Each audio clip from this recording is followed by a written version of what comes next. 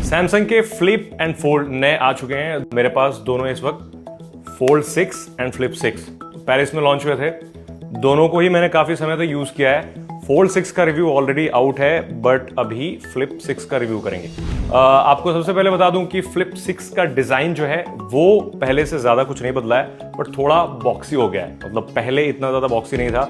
आप अगर देखेंगे तो फ्लैट एजेस इधर हैं और बीच में किसी भी तरह का गैप नहीं है। और ये फर्स्ट कोई भी फोल्डेबल फोन है जो पूरी तरह से वाटर प्रूफ है। आप इसे बारिश में आराम से यूज कर सकते हैं या फिर अगर स्विमिंग कर सकते हैं लेकर के फोन को।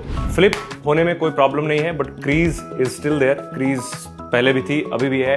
मैंने एक्सपेक्ट किया था कि क्रीज इस बार कम हो जाएगी, बट स्टिल क्रीज विजिबल है। अगर कोई कंटेंट चल रहा होता है तो क्रीज नहीं दिखता है।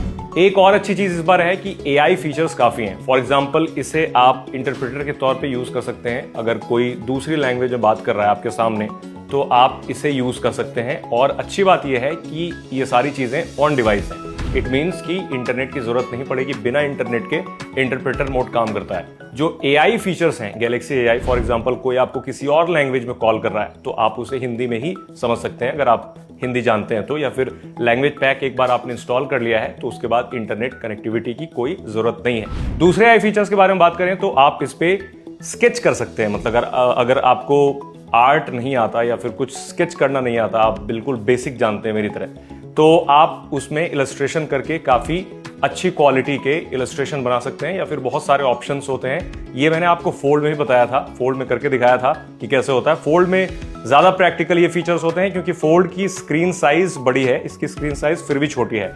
एक शिकायत है मुझे कि इसका जो कवर स्क्रीन है वो मोटो रेजर के मुकाबले कम है। मतलब ज्यादा एरिया आपको नहीं मिलता है बिकॉज ऑफ कैमरा मॉड्यूल। पूरा अगर होता तो ज्यादा बेटर होता, बट स्टिल पहले से ज्यादा बड़ी कवर स्क्रीन इस बार आपको मिलती है। और कवर स्क्रीन पहले से ज्यादा प्रैक्टिकल भी है। फॉर एग्जांपल आप आराम से इस पे YouTube देख सकते हैं या फिर आप यहां से किसी से चैट भी कर सकते हैं। फिंगरप्रिंट स्कैनर इस बार भी अंडर डिस्प्ले नहीं है। आपको साइड में साइड माउंटेड फिंगरप्रिंट स्कैनर है। अंडर डिस्प्ले फिंगरप्रिंट स्कैनर दिया जाता तो ज्यादा बेटर होता। अच्छी चीज एक और है कि आप प्राइमरी कैमरे से, जो दोनों प्राइमरी कैमरे दिए हैं, उससे आप सेल्फी क्लिक कर सकते हैं और इस डिस्प्ले का यूज कर सकते हैं। इस बार विजेट्स बहुत सारे दिए गए हैं तो आप विजेट्स को यहां पर ऐड कर सकते हैं और बहुत सारी जो स्क्रीन है आप चेंज कर सकते हैं। और बहुत सारे विजेट्स हैं, मतलब आप काउंटलेस विजेट ऐड कर सकते हैं। बैटरी बैकअप जैसा पहले था अभी भी है।